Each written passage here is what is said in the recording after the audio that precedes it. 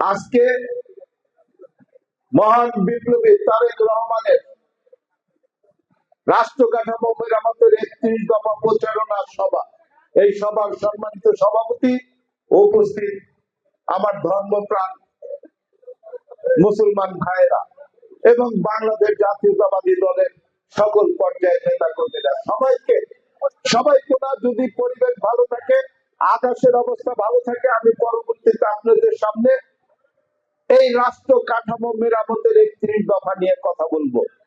কেন জনাব তারেক রহমান 2 বছর আগে এই বাংলাদেশটাকে গড়ে তোলার জন্য রাষ্ট্র কাঠামো মেরামতের 31 দফা একটি কর্মসূচি ঘোষণা করেছেন। এই 31 দফার পিছনে অনেক ইতিহাস লুকিয়ে রয়েছে। স্বাধীনতা উত্তর এই 56 বছরের এই বাংলাদেশের মাটিতে যত জঞ্জালের সৃষ্টি হয়েছে, যত বিধর্মীরা এই বাংলাদেশটাকে কুক্ষিগত করার জন্য ষড়যন্ত্র করেছে, যত স্বৈরাচারের জন্ম হয়েছে, আমাদের নেতা, আপনাদের আগামী দিনের ভবিষ্যৎ মহান বিপ্লবী জনাব তারেক রহমান সাহেব সেই সব জঞ্জাল, সেই সব স্বৈরাচার, সেই সব অমুসলিম, এই দেশটাকে যারা মুসলমানদেরকে ধ্বংস করার পায়তারা করেছিল, তাদের থেকে রক্ষা করার জন্য, ইসলামকে মাথা উঁচু করে দাঁড়ানোর জন্য, এই বাংলাদেশের মাটিকে আমাদের পায়ের তলায় শক্তিশালী হিসাবে রাখার জন্য, এই মাটির স্বাধীনতা, এই বাংলাদেশের গণতান্ত্রিক অধিকার, এই বাংলাদেশটা আগামীতে সুন্দর সোনালী বাংলাদেশ গড়ে তোলার জন্য উনি 31 দফা কর্মসূচি ঘোষণা করেছেন। আমি শুধু আকাশের অবস্থার কারণে বলে যেতে চাই, যদি সময় পাই এরপরে কথা বলবো, আর যদি সময় না পাই, ওয়েদার অর্থাৎ আবহাওয়া যদি খারাপ হয়ে যায়, তাহলে আজকে আপনাদের কাছে আমাদের অনুরোধ থাকবে, করতে পারছি এই আগামী জাতীয় সংসদ নির্বাচন, ফেব্রুয়ারিতে যে নির্বাচন হবে, নিরপেক্ষ নির্দলীয় নির্বাচন, এই নির্বাচনকে লক্ষ্য করে আজকে যারা আমাদের প্রাণ প্রিয় ধর্ম, যে ধর্মের জন্য আমরা জীবন দিতেও দ্বিধাবোধ করি না, যে ধর্মের জন্য, যে ধর্মকে এস্টাবলিশ করার জন্য আমরা হাজার হাজার মাইল দূরে গিয়ে লড়াই সংগ্রাম যুদ্ধে অংশগ্রহণ করতে দ্বিধাবোধ করি না, সেই ইসলাম ধর্মকে বিকৃত করে, সেই ইসলামের নামে ব্যবসা করে, সেই ইসলামের নামে একটি গোষ্ঠী আজকে ঘরে ঘরে গিয়ে হয়তো বা 500 টাকার একটি নতুন নোট, একটি কাপড় অথবা 1 বস্তা চাল দিয়ে আমার এই ধর্মপ্রাণ বাংলাদেশের প্রতিটি মানুষ, বিশেষ করে আমার মা বোনেরা, যারা ধর্মকে নিজেদের জীবনের একটি অঙ্গাঙ্গিক অংশ হিসাবে মেনে নিয়ে ইসলামের কথা শুনলে, আল্লাহর কথা শুনলে তাদের হৃদয়টা কোমল হয়ে যায়, হৃদয়টা নরম হয়ে যায়। সেই সুযোগে আজকে ইসলামের নামে একটি দল ঘরে ঘরে গিয়ে তারা বলে বেড়াচ্ছে, যদি দাঁড়িপাল্লায় ভোট দেওয়া হয় তাহলে নাকি বেহেশতে যাওয়া যাবে। নাউজুবিল্লাহ। আপনাদের কাছ থেকে আমি স্পষ্ট ভাষায় জোরালো ভাবে শুনতে চাই, এই কথাটা কি সত্য? একটা মানুষ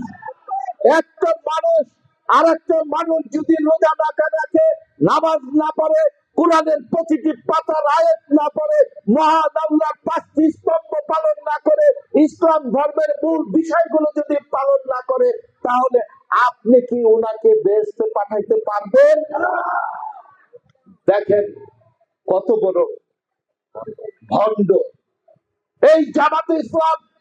আজকের এখান থেকে আমি বলে দিতে চাই, আপনাদের প্রত্যেকের দায়িত্ব এই সভা শেষ করে যার যার অবস্থান থেকে প্রত্যেকটি ঘরে ঘরে গিয়ে এই জামাতে ইসলামের মুখোশ আপনাদের উন্মোচন করতে হবে। স্বাধীনতা যুদ্ধে বিরোধিতা করেছিল, 47 সালে তারা পাকিস্তানের পক্ষে এই বাংলাকে মুক্ত হতে দেয় নাই। বাংলাদেশ স্বাধীনতার সময় বিরোধিতা করে তারা এই তথাকথিত স্বৈরাচার শেখ হাসিনার সাথে আঘাত করে এই বাংলাদেশটাকে একটি বিধর্মী রাষ্ট্র, প্রতিবেশী ইন্ডিয়ার, আমি নাম ধরে বলতে চাই, ভারতের তাবেদার রাষ্ট্র হিসাবে তৈরি করতে চেয়েছিল। কিন্তু আমাদের মহান নেতা হাজার মাইল দূরে বসে থেকে 15 বছর অক্লান্ত পরিশ্রম করে এই আপনাদের ইসলামকে সামনে তুলে ধরে আপনাদের সন্তানদেরকে রাজপথে দাঁড়া করিয়ে একটি গণতান্ত্রিক আন্দোলনের মাধ্যমে সেই ষড়যন্ত্রকে গত 5ই আগস্ট নস্যাৎ করে দিয়েছে। কাজেই আজকে আমার সামনে যে আলেম এবং ওলেমা দলের যে কর্মীরা রয়েছে, আপনারা বাংলাদেশি জাতীয়তাবাদী দলের বিশ্বাসী, বাংলাদেশ জাতীয়তাবাদী দলকে আপনারা ভালোবাসেন। কাজে আমার অনুরোধ থাকবে এই মুহূর্ত থেকে আপনারা আপনাদের এলাকায় ঘরে ঘরে এই 31 দফা নিয়ে গিয়ে জামাতের এই অপপ্রচার, ইসলামকে বিকৃত করা, আমার সরল প্রাণের মা বোনদেরকে বিপদগামী করা থেকে আপনাদের আজকে প্রতিরোধ করতে তুলতে হবে। এই প্রতিরোধের মাধ্যমে আগামী নির্বাচনে সবাই ঐক্যবদ্ধভাবে সকল মুসলমান, হিন্দু, বৌদ্ধ, খ্রিস্টান নির্বাচনে ধানের শীষে ভোট দিয়ে ধানের শীষকে বিজয়ী করে জনাব তারেক রহমানকে এই বাংলাদেশ পরিচালনার সুযোগ দিবেন। বাংলাদেশ পরিচালনার জন্য বিপ্লবী তারেক রহমানকে সুযোগ দেওয়ার বিষয়ে আপনাদের কি কোনো আপত্তি রয়েছে? ধন্যবাদ আপনাদের সবাইকে। আবারও দেখা হবে।